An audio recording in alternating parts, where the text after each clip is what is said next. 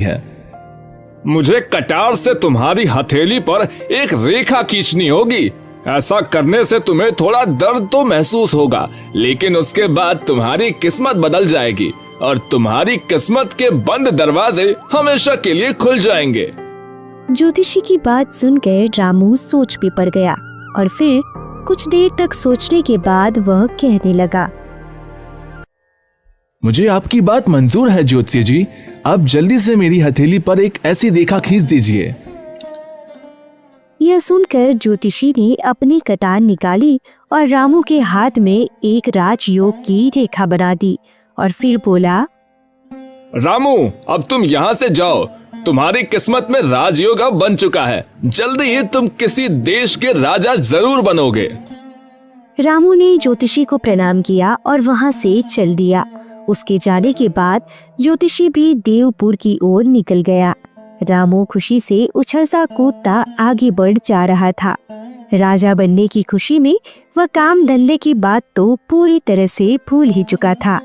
अब तो वह यह सोच रहा था, अब मैं राजा बन जाऊंगा, तब अपने गांव वालों को दिखाऊंगा कि मैं निखट्टू नहीं हूँ। मुझे राजा बना हुआ देखकर मेरी पत्नी जानकी और बच्चे बहुत ही खुश हो जाएंगे। इस नगर में जाने से पहले क्यों ना मैं इस मंदिर में शीश झुकाता चलूं। यह सोचकर रामू नजदीक के ही एक मंदिर में चला गया। मंदिर में जाकर उसने भगवान की मूर्ति को प्रणाम किया और कहने लगा, हे प्रभु, मुझ दुखियारी की पुकार सुन लो और मुझे गरीब से राजा बना दो।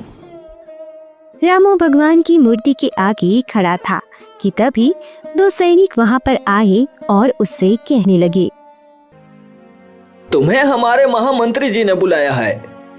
लेकिन क्यों? इस प्रश्न का उत्तर तो महामंत्री जी ही देंगे। वे तुम्हारी प्रतीक्षा कर रहे हैं। अच्छा, तो फिर चलो।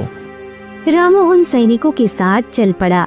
जैसे ही वह मंदिर के आंगन में पहुंचा तो महामंत्री ने आगे बढ़कर उसका स्वागत किया और कहने लगा, आइए हुजूर, आइए, हम आपका स्वागत करते हैं। यह महामंत्री मुझे इतना आदर क्यों दे रहा है? यह सब क्या माजरा है? मैं किसी चक्कर में तो नहीं फंसने वाला हूँ। रामू को सोच में पड़े हुए देखकर महामंत्री कहने लगा, हुजूर, आप अपने मन में किसी भी तरह की कोई शंका ना रखें। हम तो आपको एक बहुत ही ऊंचे ओहदे पर बैठाने वाले हैं। ऊंचा ओहदा? वह कौन सा?